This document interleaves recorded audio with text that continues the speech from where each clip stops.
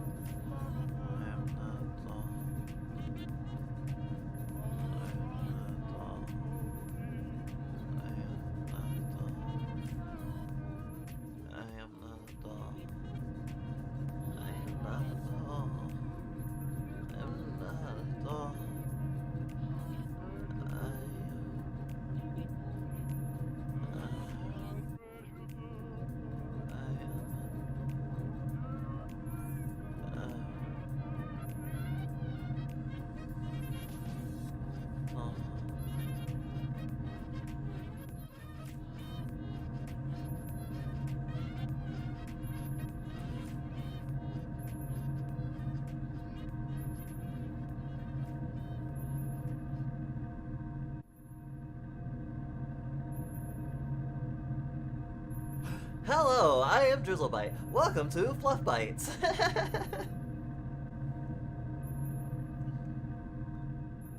Let's get the show started.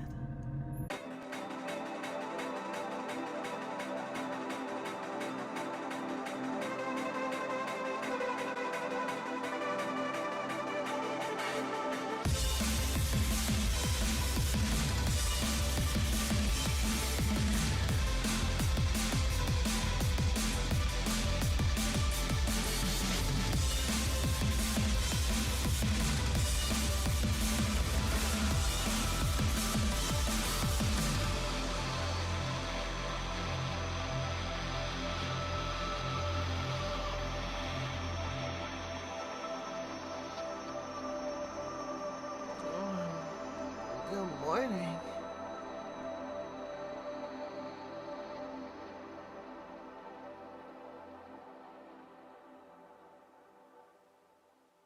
Fluff Bites.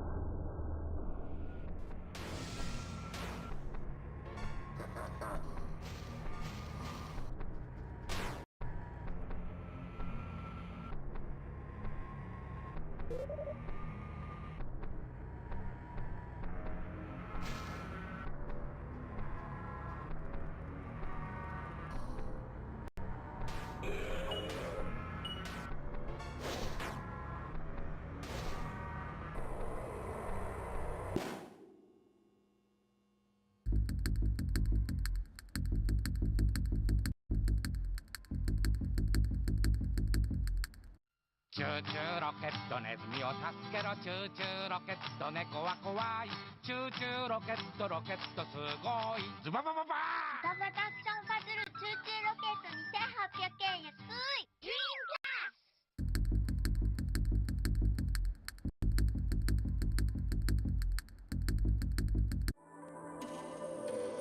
Has the dust settled?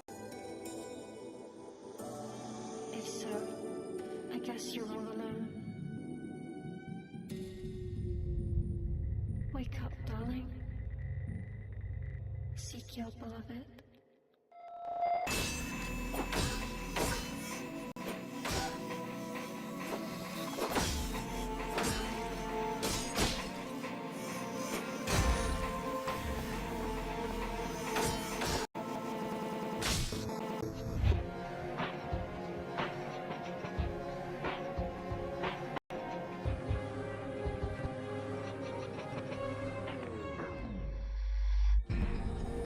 If emancipation is what you desire, I understand. But don't forget me.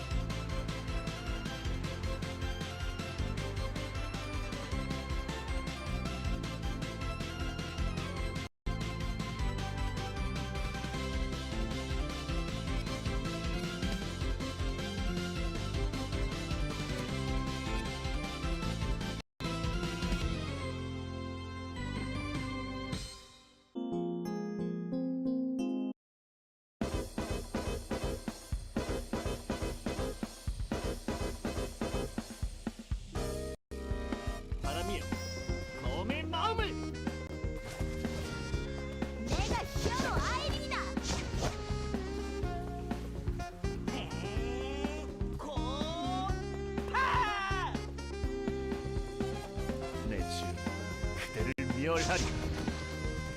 자, 마지막 공연이다. 넌 내 기억에서 지우도록 하지. 이 세상 변화가 필요하다.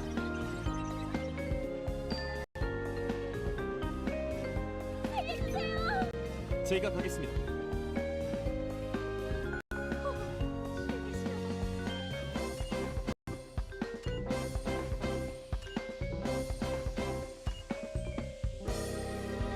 다 같이 춤을 춰볼까?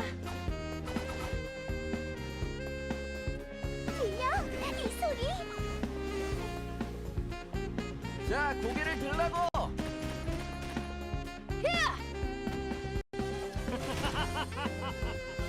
오늘 잘 미는데. 야호! 예! 숨어도 소용없어! 내 불은 불꽃이 될. 자, 마음껏 싸우세요.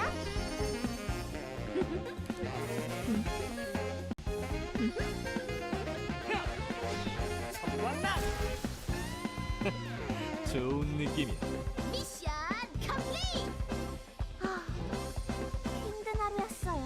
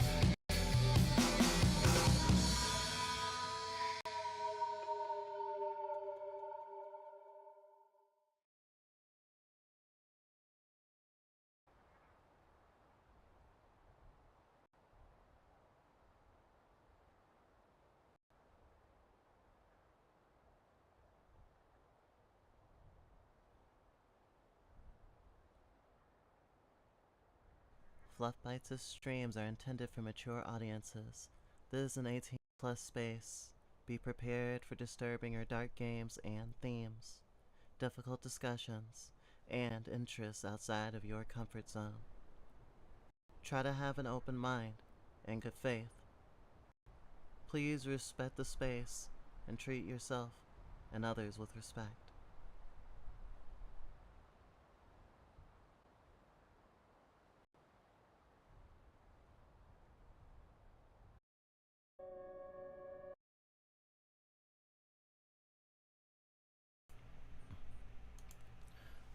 Okay, skip intro.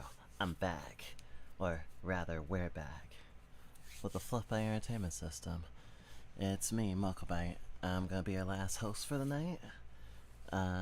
Or morning, depending on where you are. It's like almost like 4 a.m. for us.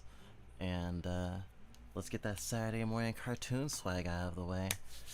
Our late night Yu Yu Hakusho Inuyasha surrogate you've been waiting for, Advent Neon. Ba-ba-ba-ba.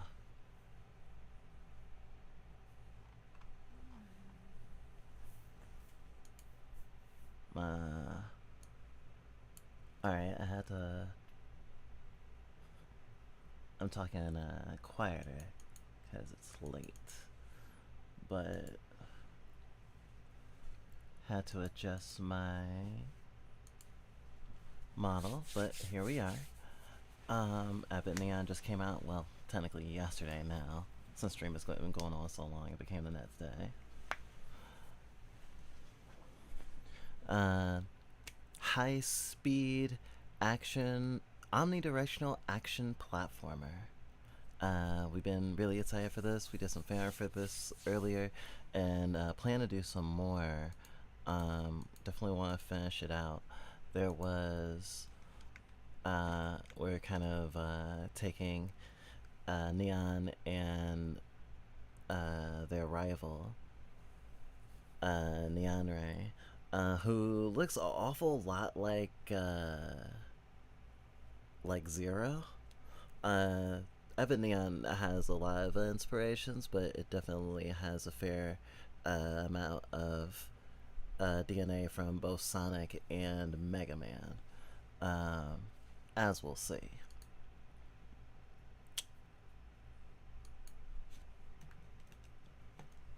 Let's just open cold.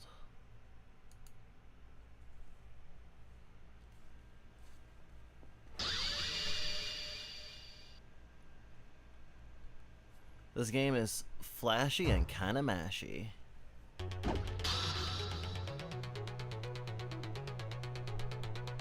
I've been waiting like, what, 4 years for this? Hell yeah.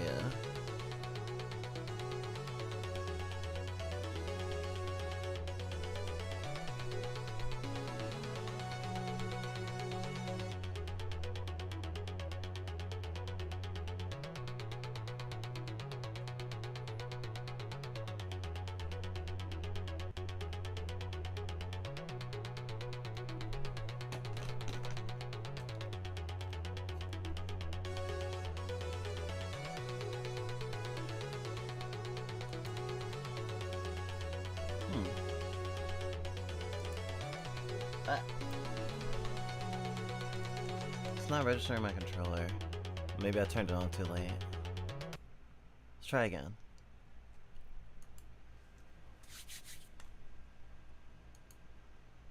Oh, it says DualSense isn't supported. I might end up switching to a PS4 controller.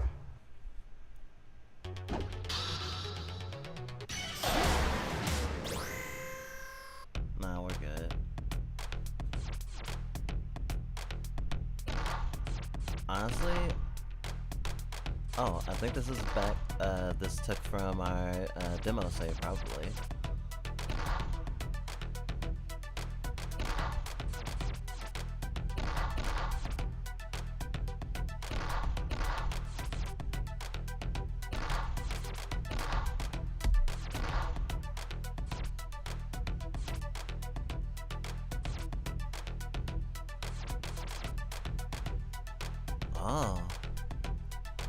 Alright.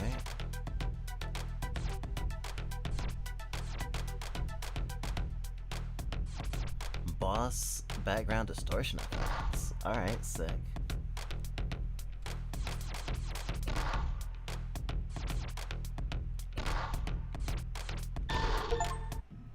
Sorry, a new file. Folded. Oof.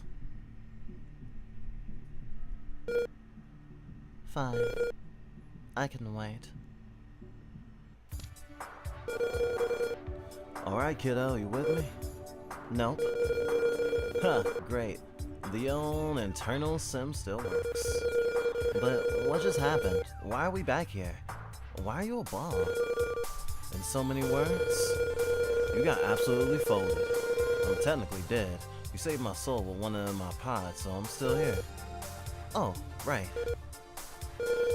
Wait, what? It's fine, kiddo.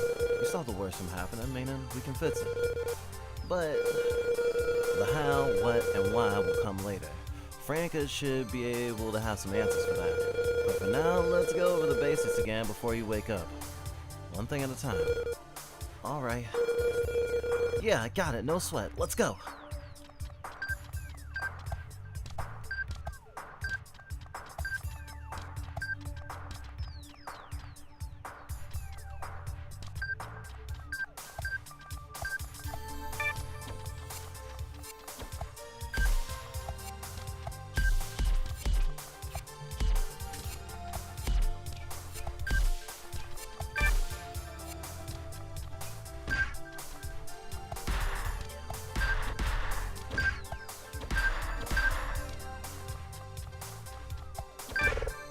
Ah.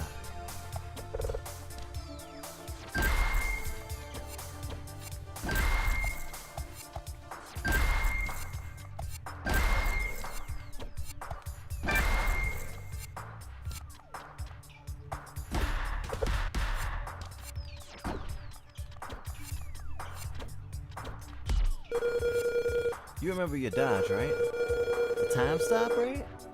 Dash right as I'm about to get hit to stop time, then attack when the time frees to counter. Yep, you got it.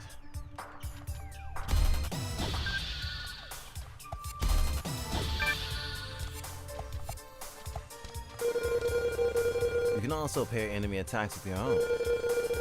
Get the timing right with the break attack, and both of your attacks will have a big clash. If that doesn't stun the enemy, it'll fill their armor break gauge, letting them eventually get stunned. But now, just try parrying this clone punch. Cool, I think I'll notice that armor gauge stuff as I go.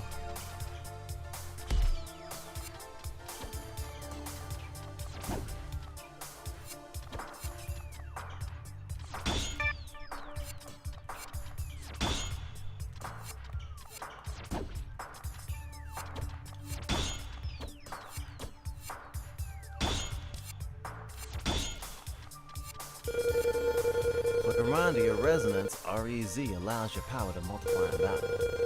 Check your green percent counter on the top left. Successful attacks generate res. The higher your res percent, the more critical hits you do. Try thrashing that sandbag until you're 100%, kiddo. Hype.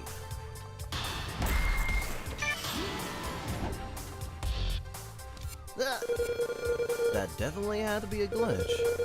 Yeah, conveniently timed for your next explanation. It happens. Spawn some nodes here. Get 10 of them to heal back that damage. I'll be eating these green corn chips a lot, I guess. It's crystallized soul energy, not snack food. Says who?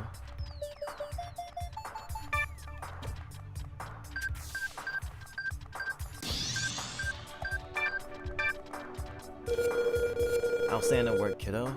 Hit the goalpost over there. And we can get to work. Frank, or at least that other jerk, is out there waiting. Yeah, we'll get to the bottom of this. Complete the tutorial. The sim still works. Damn, I might just play this whole game in one sitting. That's probably sure enough, right?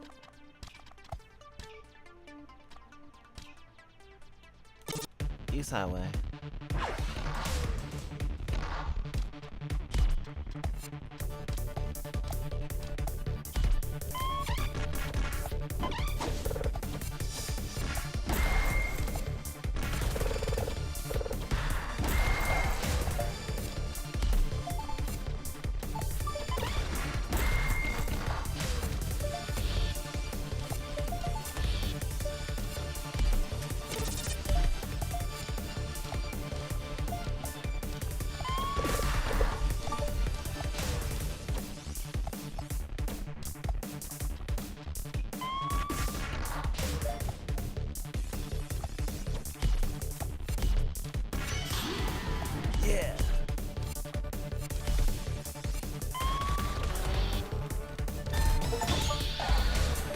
Freeze time against an enemy by dashing backwards. Alright.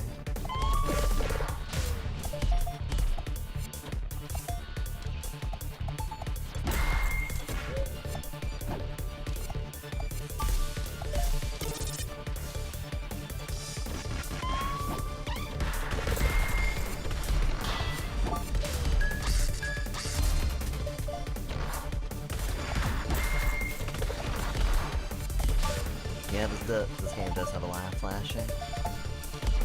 We knew that already.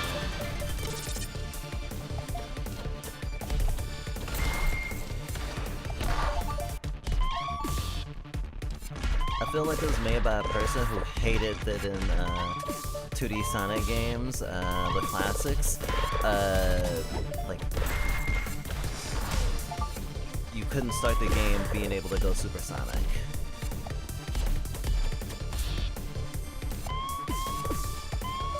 And some games explicitly start out with you losing the ability to go supersonic.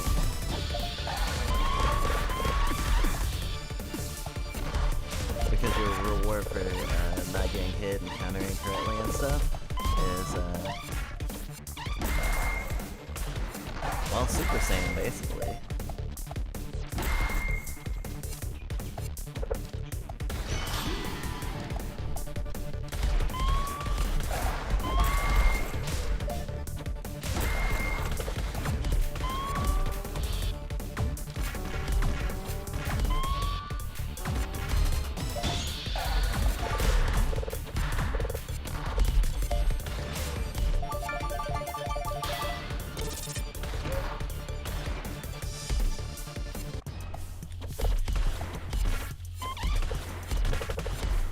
Remember that.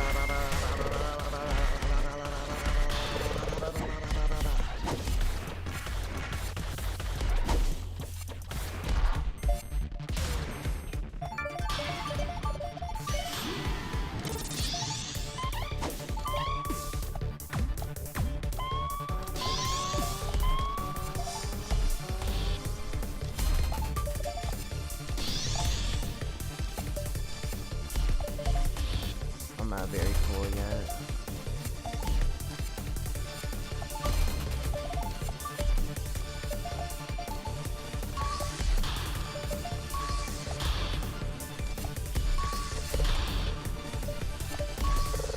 Oh, I can't hurt that.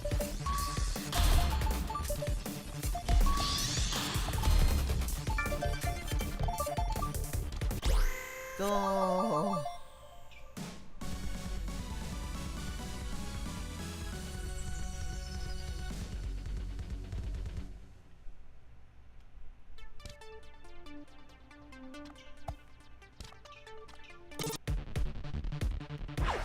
Try that again.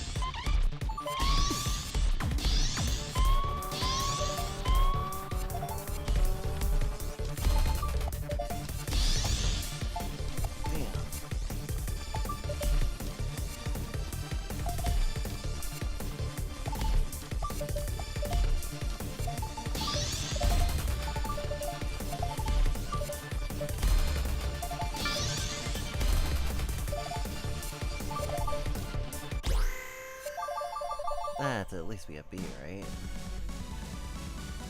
Still a C? Not enough KOs. Time still could use some work. I guess.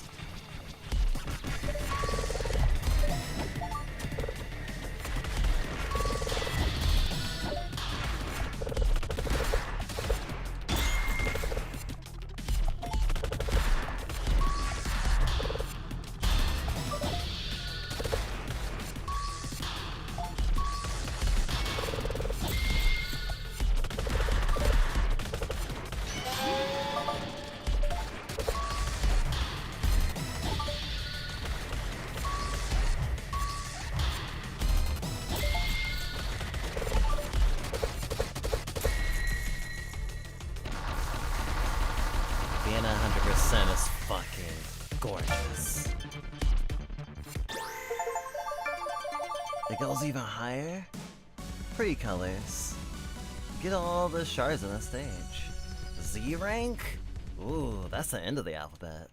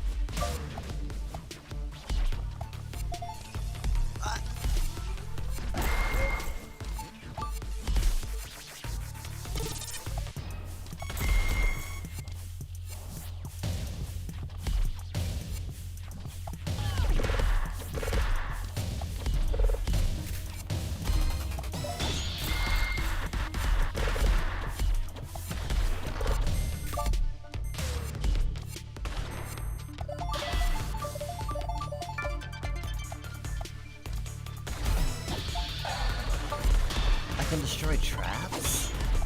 Sick.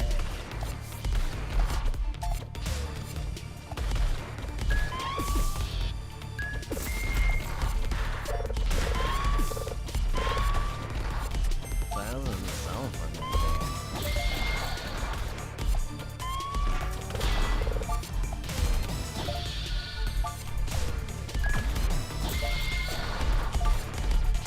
Basically get a free dodge out.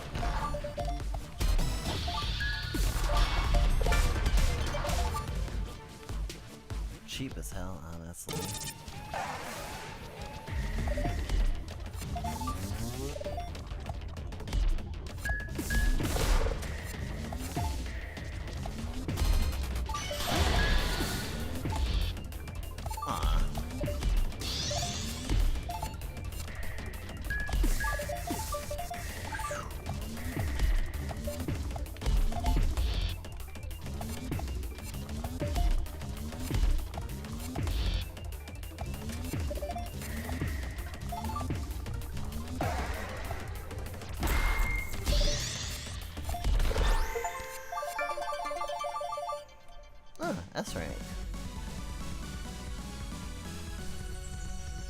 see, but pretty cool.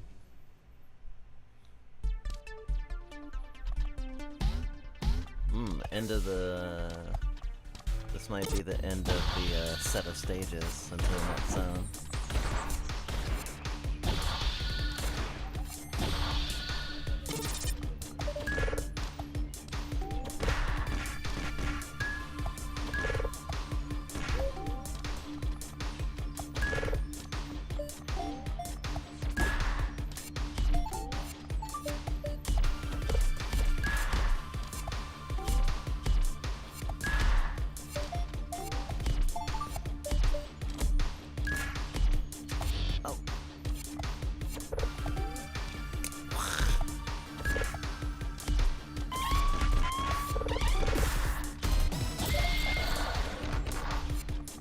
The main enemy in this game are cops. Very Sonic 4.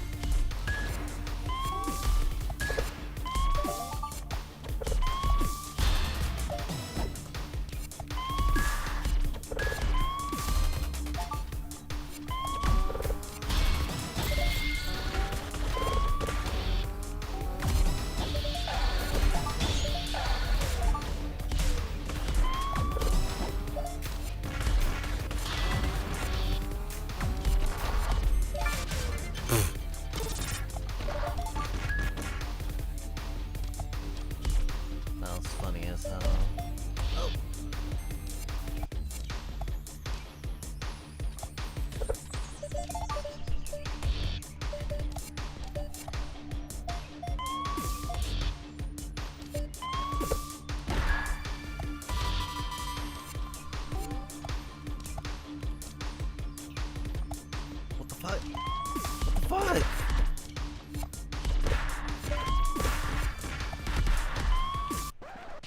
Mother. That's super funny. I don't know if the game is intentionally like that.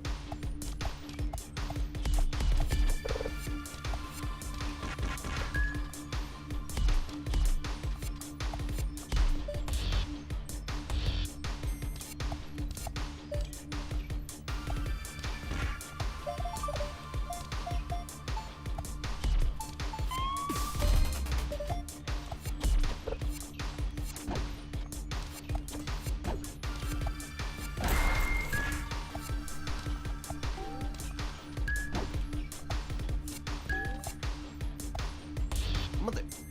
Oh. Alright, thanks.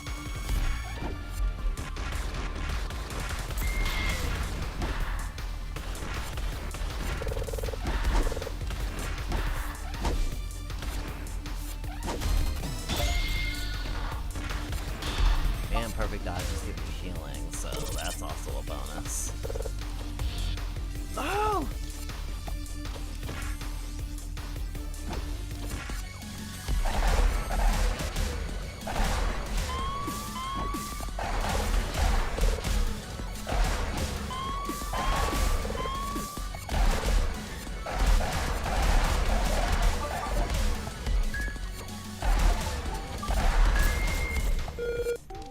This must be a way to the top. There's an extreme reading up there.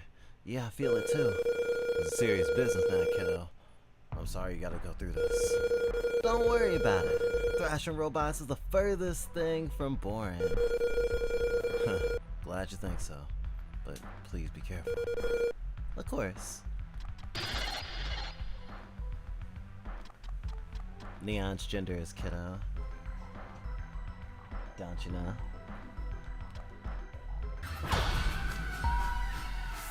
Let's fight. Loudmouth. Ultimate Vessel Prototype.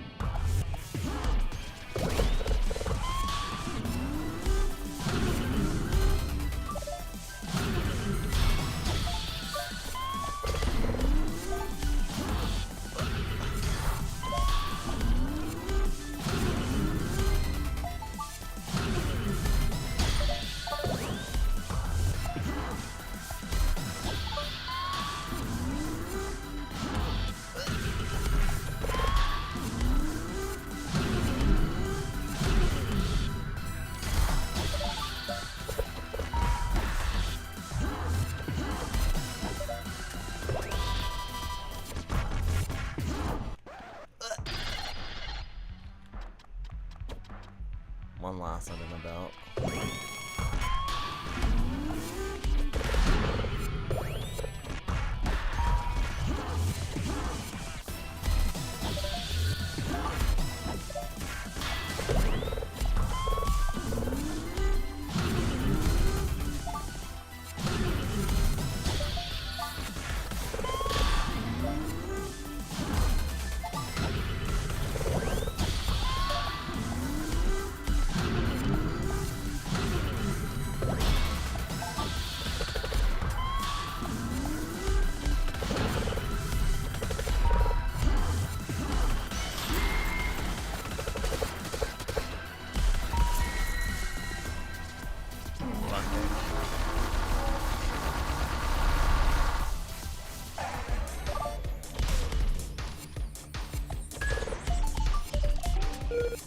Shiny orb. Break it. Huh? Breaking it should get Francesca's attention. And get on her nerves a bit. Right. But man, it's so shiny and perfectly spherical. I'll make you a replica when we get home, kiddo.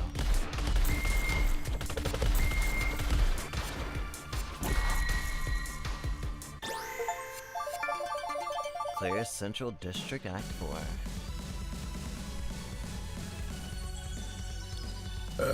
Ooh, excuse me. A's not bad. Oh, Franca, not Francesca. Franca! I know you're in here.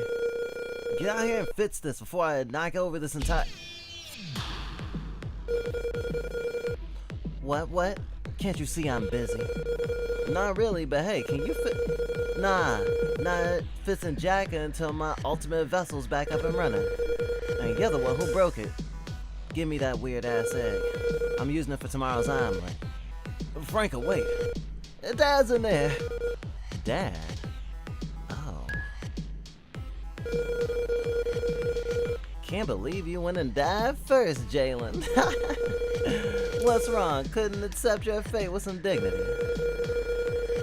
Nah, if it's because one of your deranged bots killed me. Gotta say all that with number 2 standing right there. It's all good. Nah, doomsday weapon. I'm saying your dad's a hypocrite. Then yeah, I 100% stand by my words. That's no weapon. That's my neon. And here I thought I was losing it. You could have left Neapolis, you know? Interpol catching you would have at least left you alive, right? Fine, if you two are selling being stupid, I got a game for y'all. Go to the outer districts and destroy the other reactors. If you do, I might have a plan to cheat Death Cookdown. Huh? Wouldn't you want us to not do that? You own the place. Damn straight I do, Stream Beam. What's in it for you? I win regardless of if you do it, or if you sit on your 1.5 butts. Everything's in it for me. Cool, I'll do it. Just like that. Wait, really, kiddo? Yep, I'm breaking the rest of your crystal balls, Grandma. Damn, Neon's gonna break her balls. What are you gonna do, kill him again? Neon, wait, we still nice about... Just like that. Indra. I heard the other Davas will be ready. Cool. Just don't throw your lives away defending your reactors, alright? Of course. Jalen, what on earth were you thinking letting that one out? Dang, I didn't know these tunnels went this far. Yep, we can go around the rest of Neapolis from down here. Cute. A person? A human? Intruders? You got 5 seconds to plead your case.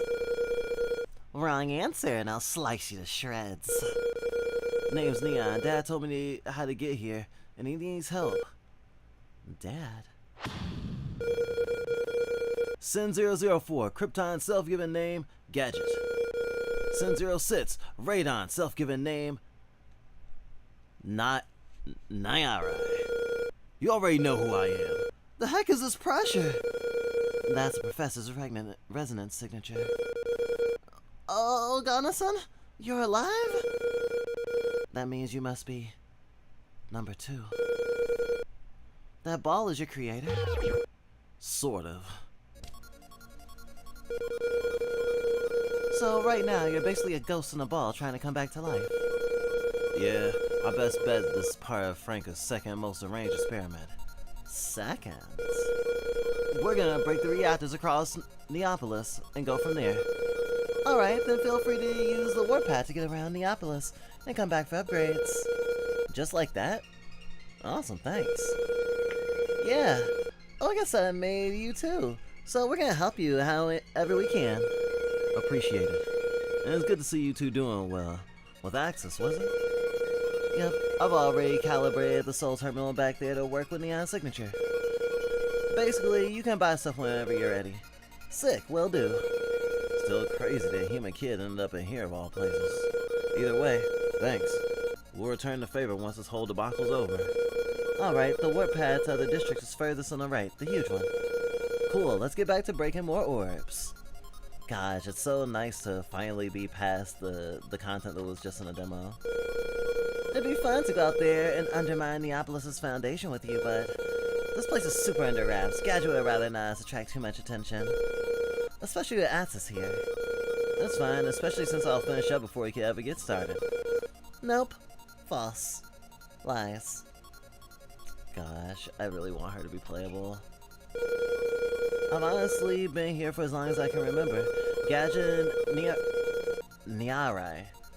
Gadget and Niarai practically raised me, though my real parents are out there somewhere. Even if I don't know them, I hope they're doing alright. I'll bet they are. I'll take a look around Neapolis for them as I go. I appreciate it, but aside from Professor and Franca, there are no other humans in Neapolis. Ah, then yeah, you really do have some mysteries that need solving. Yeah, but I'm in no rush. Honestly, Professor comes first. True. Either way, I hope he once this is all over. Alright, thanks, Neon. Got more notes to spend? Actually, I was wondering how the whole process works. Like, how do I suddenly learn new moves or become able to turn, like, pink? Got a problem with pink? Your soul's being modified by our computer using the energy from compatible nodes. Axis invented the dang thing, using his soul reader to calibrate it. Yep, that's just exceedingly complex data, meaning they can be decompiled and refracted. But the computer can't, like, glitch and blow up my soul, right? Probably not. Probably not.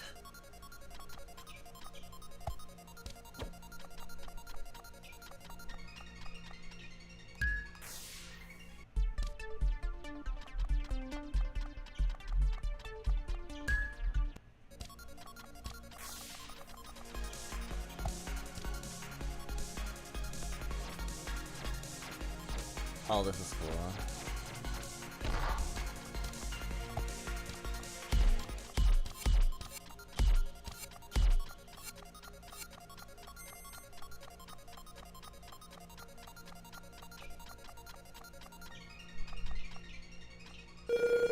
It'd be fun to go out there and undermine Neapolis' foundation once in a while.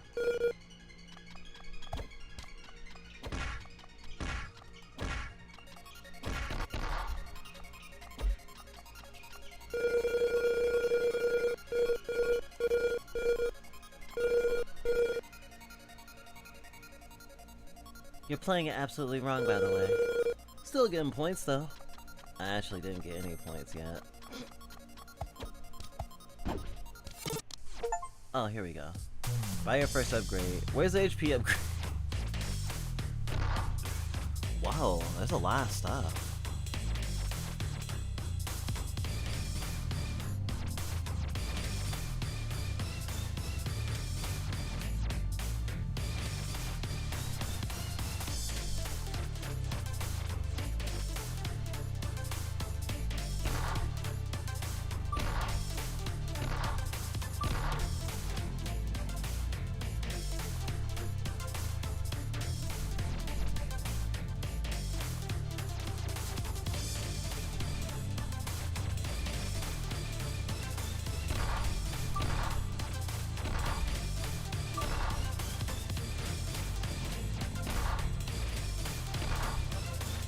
Oh.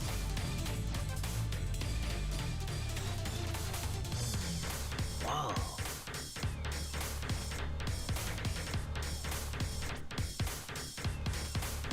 Lots of cool colors.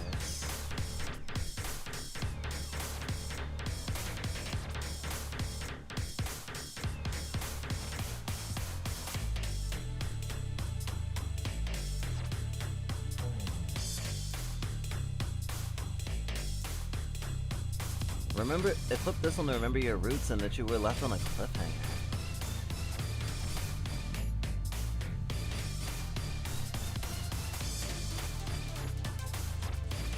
Wow, there's so many cosmetics. And none of them are DLC. Wow.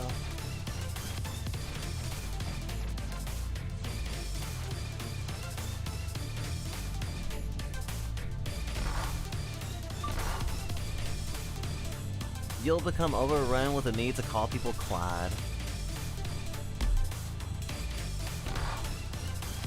Oh.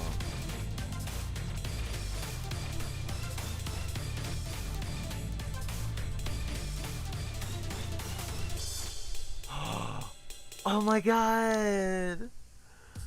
Oh, Ace Flag!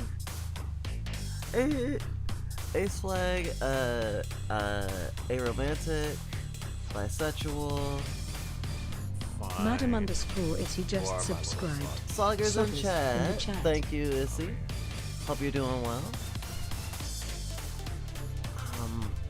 I don't remember this flag. I think this one's agender,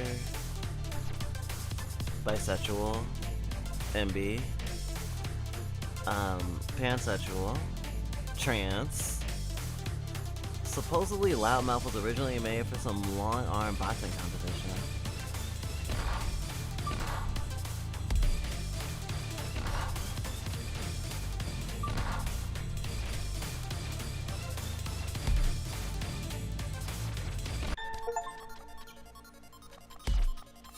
Oh my god, it looks so cool!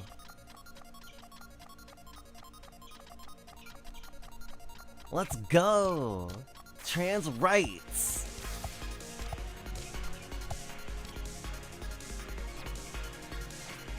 Het scene districts. Thank you, doing well after a nice D&D game. Oh, how'd it go?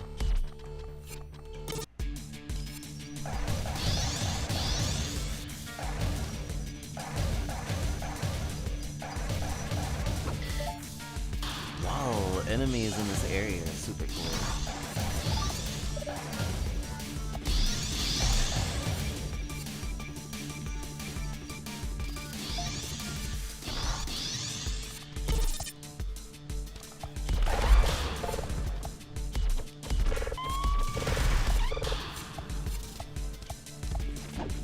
Oh, I need to defeat the enemies.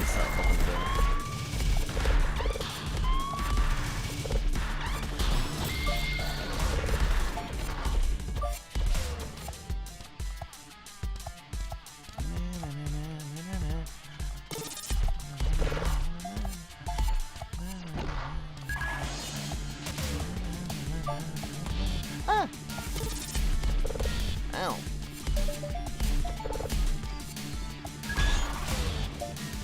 Claude.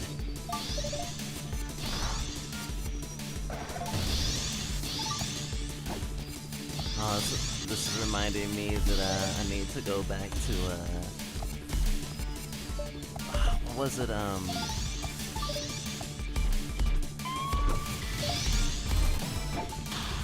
the other Sonic, like Freedom Planet 2 specifically. Ugh.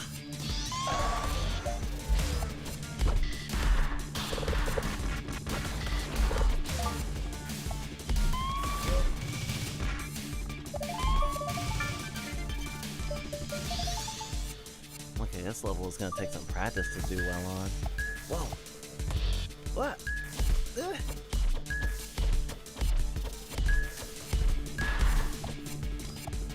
Wow, saved it.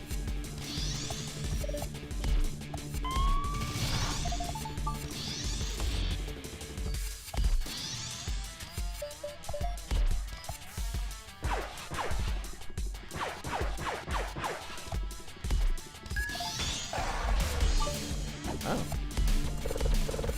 Wait, can I get through here?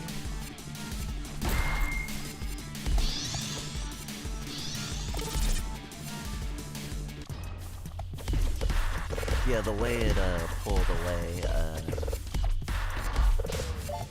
the camera pulled back reminded me of Final Fantasy 2 during certain sections.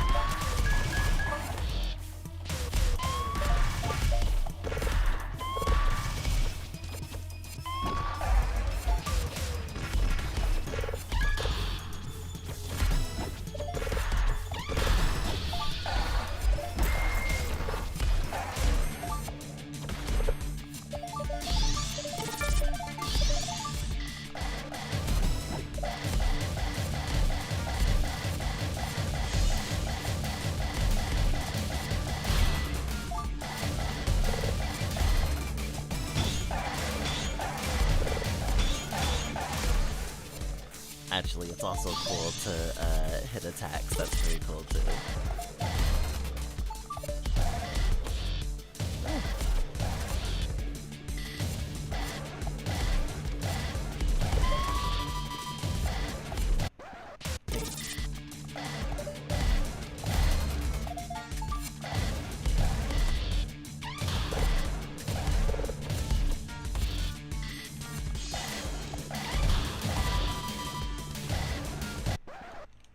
Timing is hard.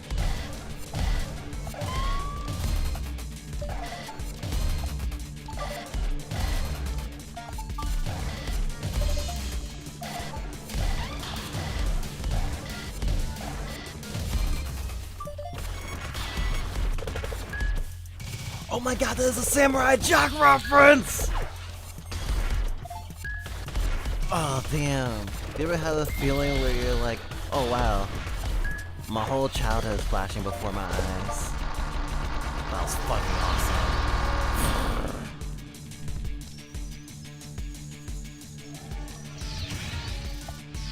Oh, that was the first phase. We're not done here.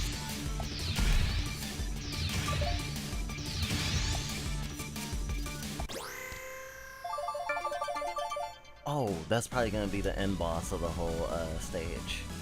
Of the whole area, I should say. Or maybe I'm about to fight the nuts, like the big robot.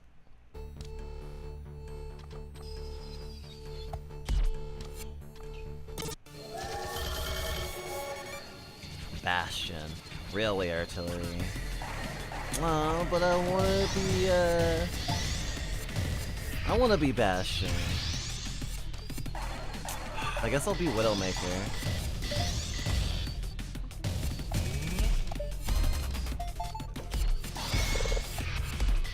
I'm fighting a fucking train. An evil Thomas the Tank Engine. Ow.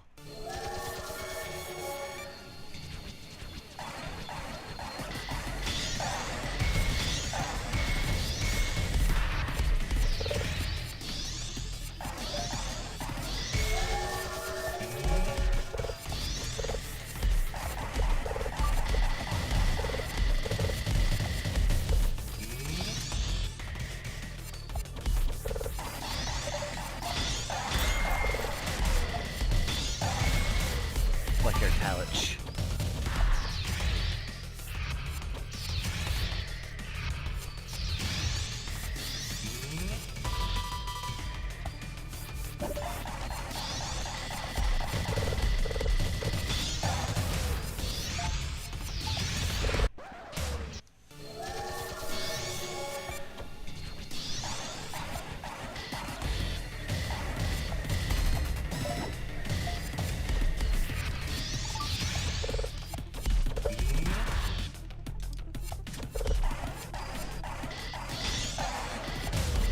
This boss is a filter.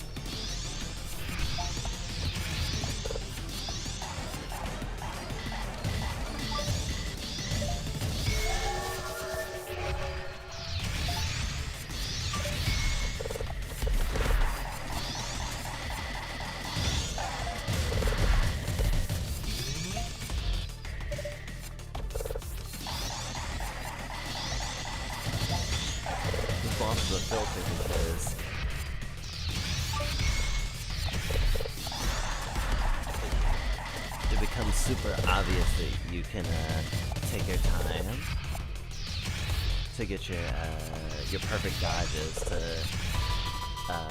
kind of make bosses redundant. Damn, I died. Or say trivializing them.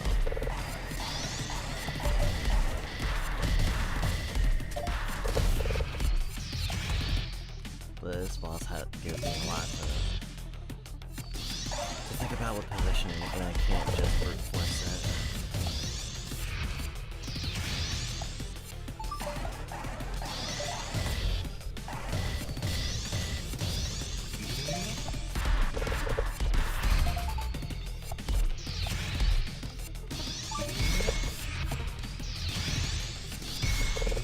I thought I couldn't punch, but I can punch.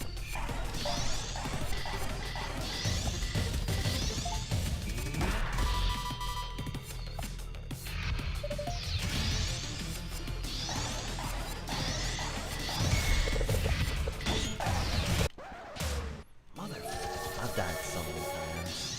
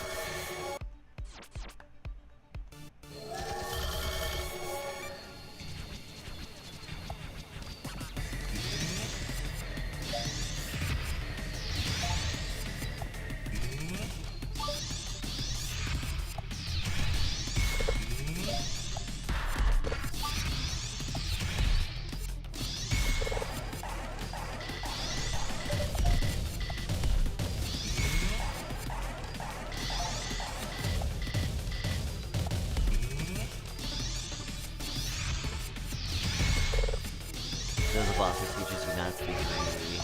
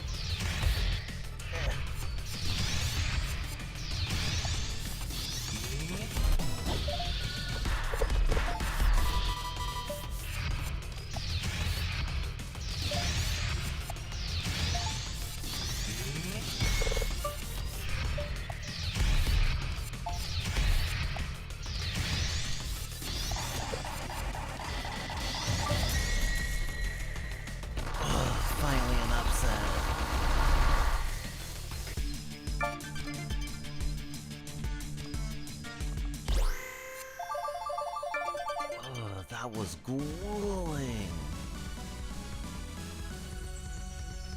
Yeah, that's why I restarted one of them, because I didn't want it to say like 15 L's taken or whatever.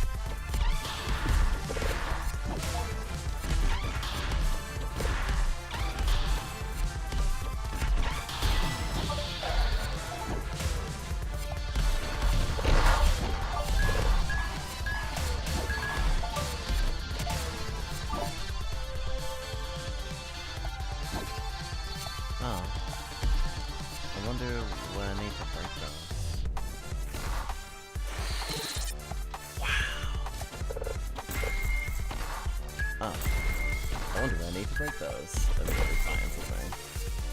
Oh.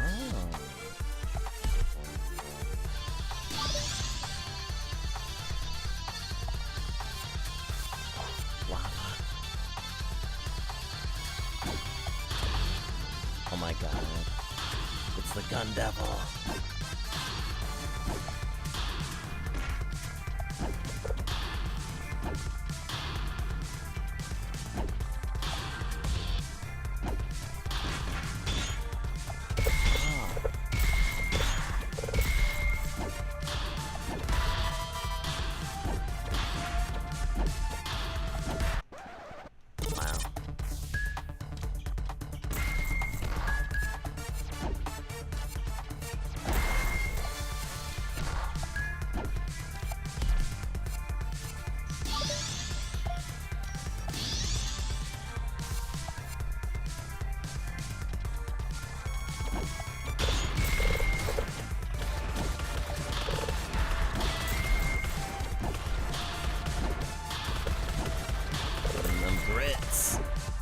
Spanking that ass. Yeah.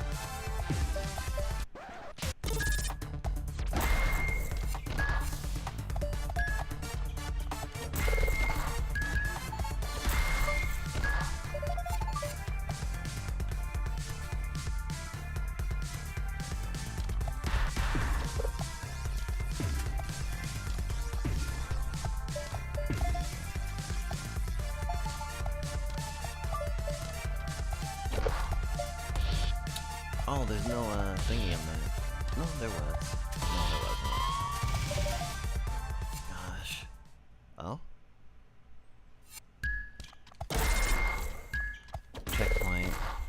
Boss time?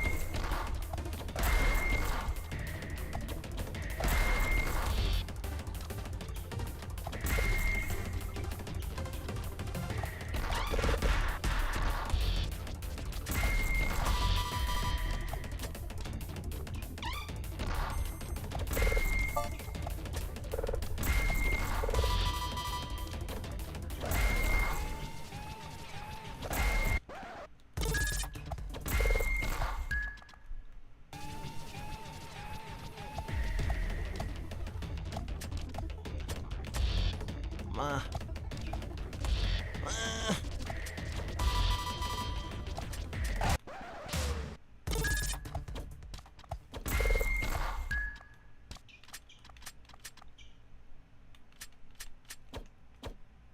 I don't have any stamina.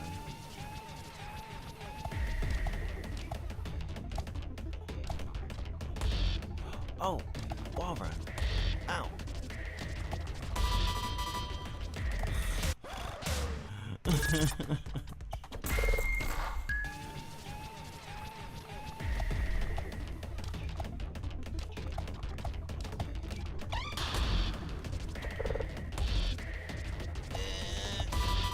is very frustrating.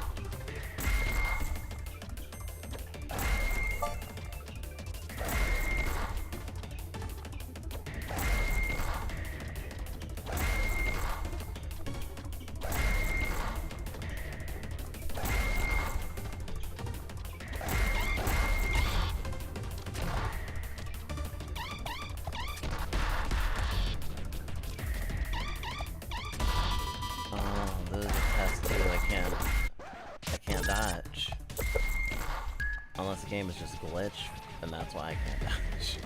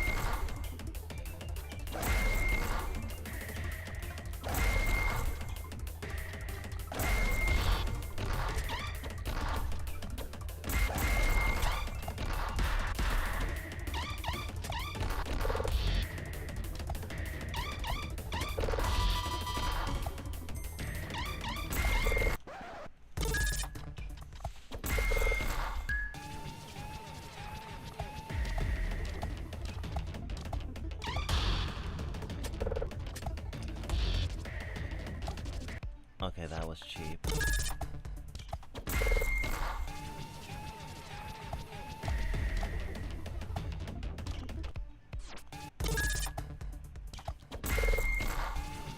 One of these beams won't let me pass through it.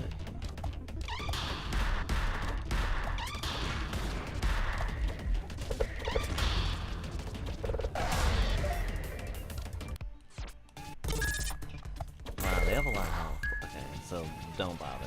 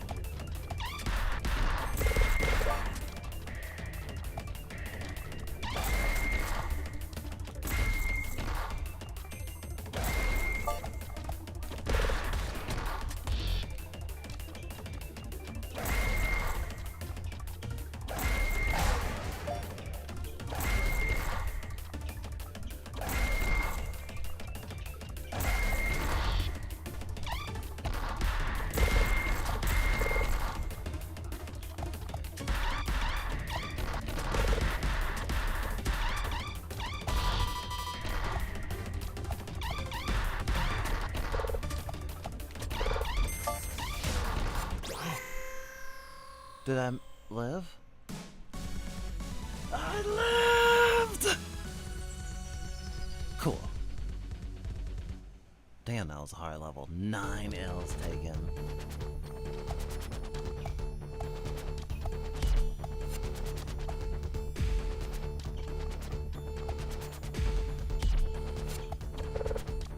I got fire a little obliterated.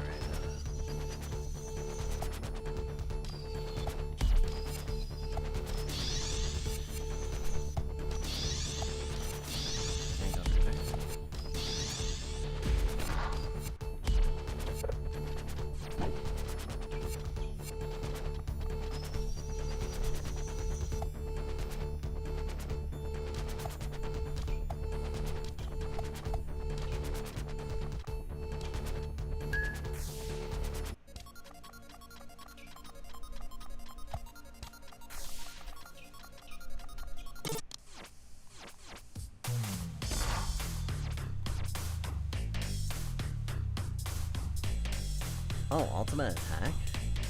I only take 10? Why did I not get this before? Endless break.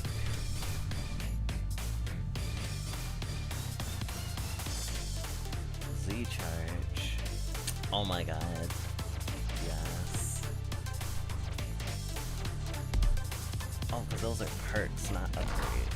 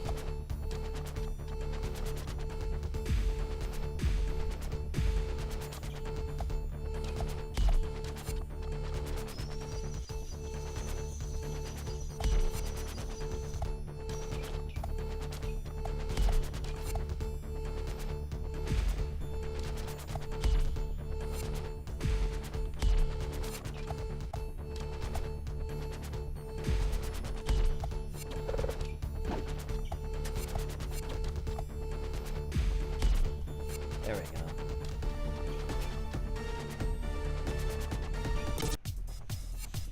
Act 4.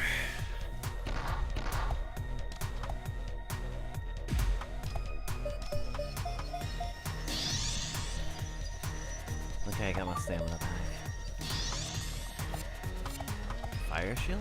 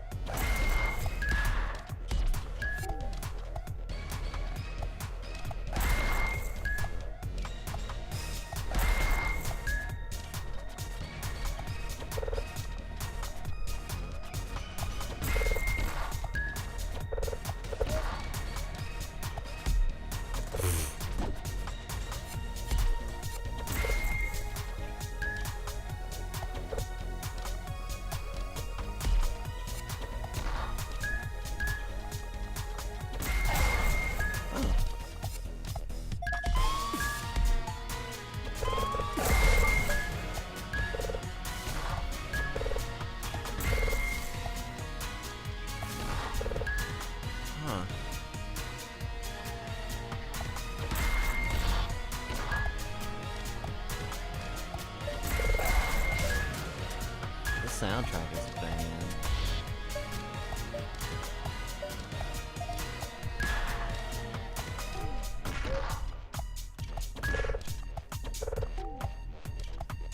Oh.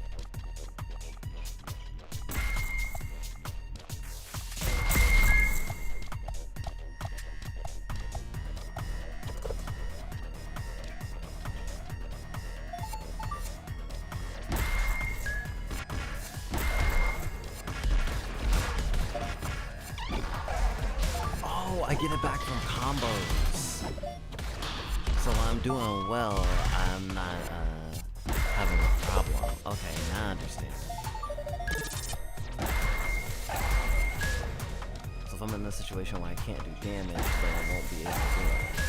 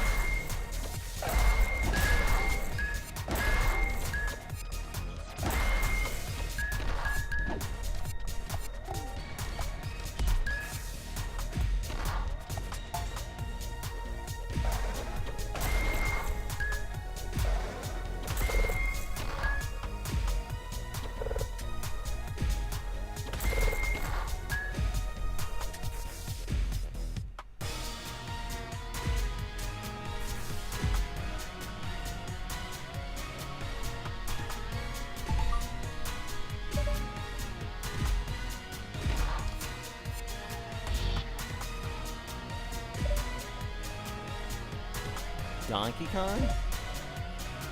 Donkey Kong.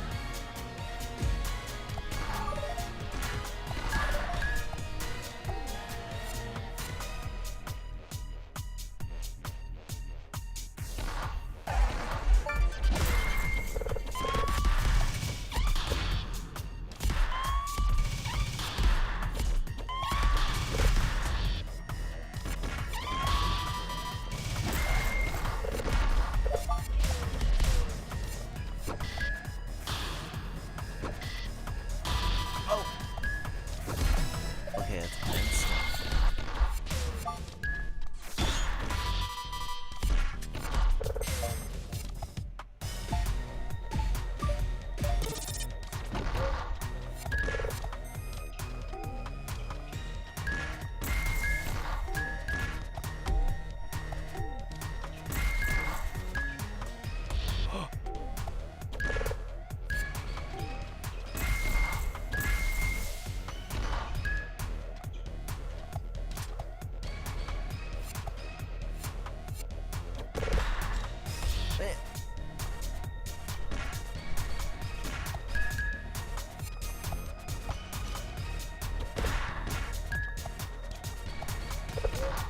Puzzling.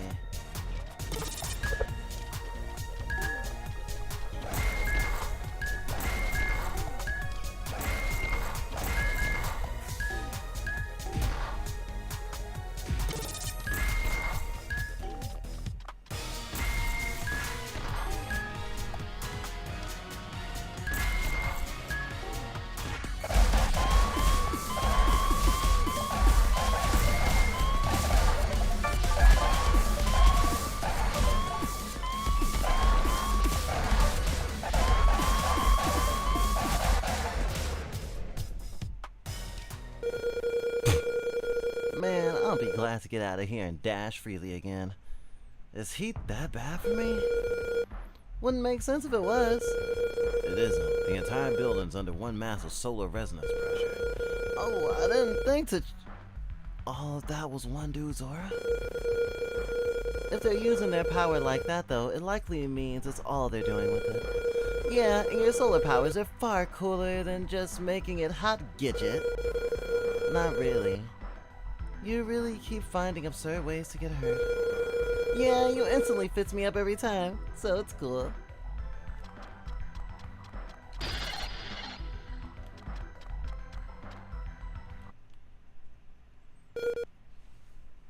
Oh my god. Can you do things?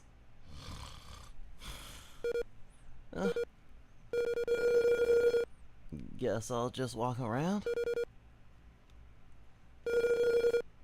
Does she have lava drool? Damn, she's hot. Literally. Finally, some action.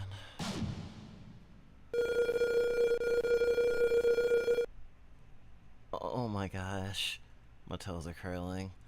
Oh, fucking Reploid swag. You are here to fight, right? Maintaining the energy flow in this tower sucks. You know what? Yeah, I'm gonna pay you back for the annoying heat aura. And take your reactor, too. That's the spirit. Better not be all talk, Pipsqueak. Danger. Aga, walking volcano diva.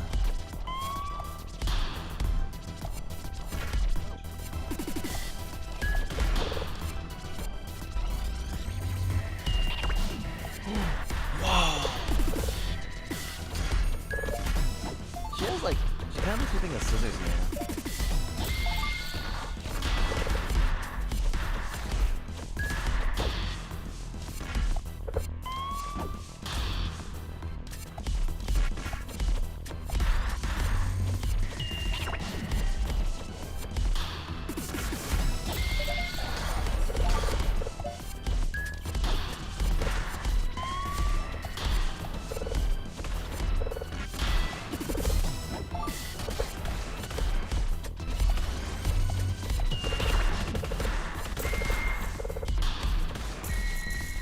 Oh my god, that's such a pee pose.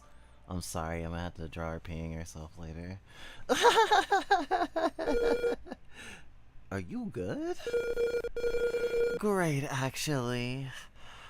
Wanna see a cool trick? Sure? Yes, I knew you were fun. Forte.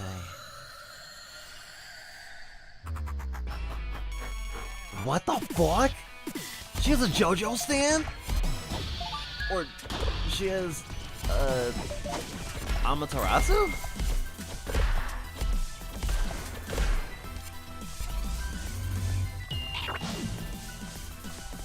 Incredible.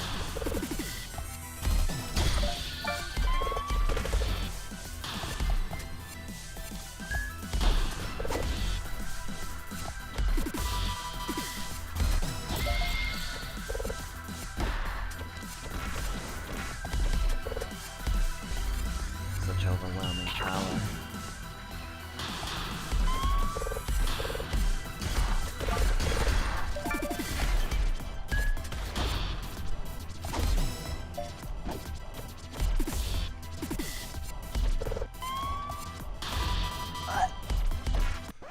What? Oh, I want to do the whole fight over? Alright, let's go.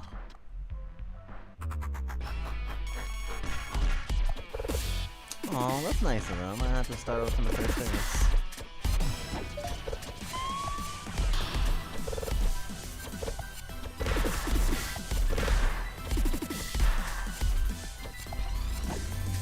Probably won't have no harder difficulties though.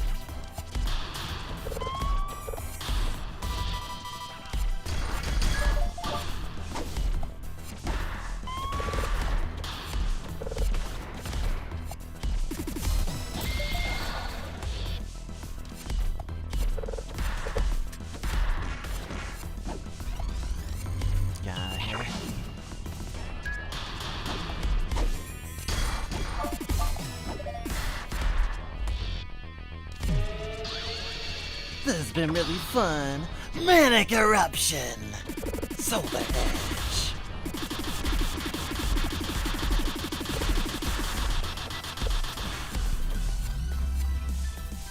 It's not over.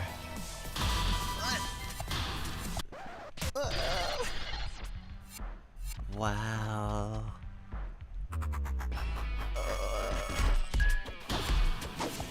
I'm honored to be melted by her.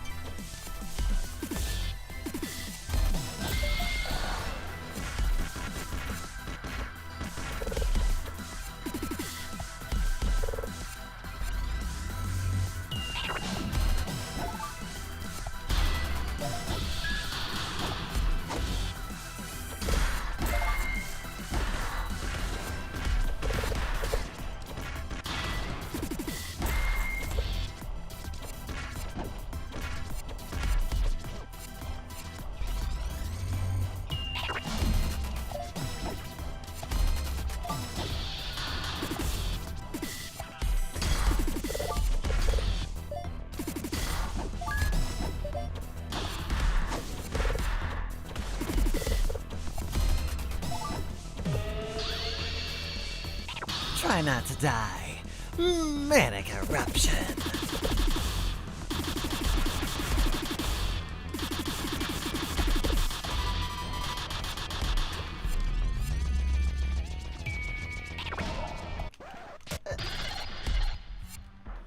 I jumped into it and tried to dodge so I could get a free slowdown, but it did not work.